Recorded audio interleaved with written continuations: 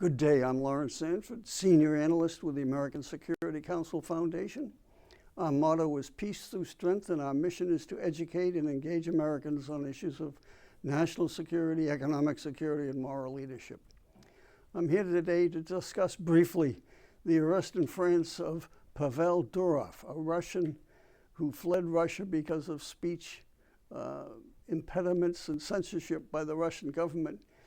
He is the head of one of the largest websites in the world as far as free speech is concerned. As a matter of fact, his website is the most wide open website of all. There's no censorship, and the French government arrested him recently because apparently, and they're not going into details, there were accusations that child pornography, illicit drug deals, et cetera, were being promulgated on his website. More is to come on this, but it raises the question on free speech. And we in America are under assault for free speech also. In Europe, it's even more onerous in the fact that the EU, the European Union heads, threatening X, or formerly known as Twitter, and other social media platforms with censorship if they say things that they consider, that is, they being the EU, consider to be misinformation or things that they don't want to hear. And we've certainly seen that here in America with during the Wuhan virus or COVID epidemic, where the government was censoring people and websites as far as the information is concerned.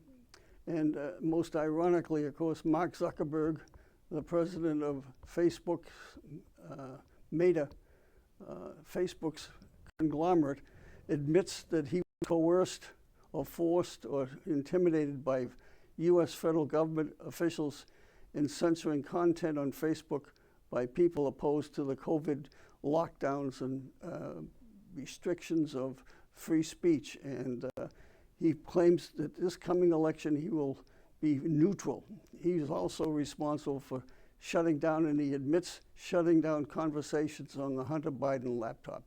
So before Americans start tutoing Europe for arresting Durov, we should look in the mirror and say, we're not so hot either. And it's an ongoing saga. And the thing that makes America exceptional and unique is freedom of speech, and it's been slowly but surely being eroded with such classic Marxist programs of hate speech. What is hate speech?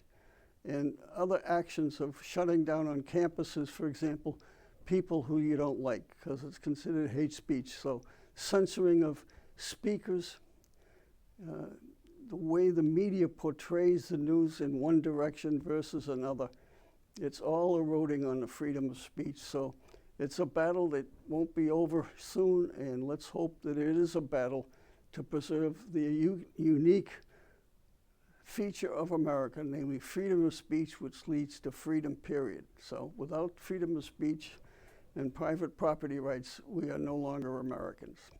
So thank you for your time, and good day.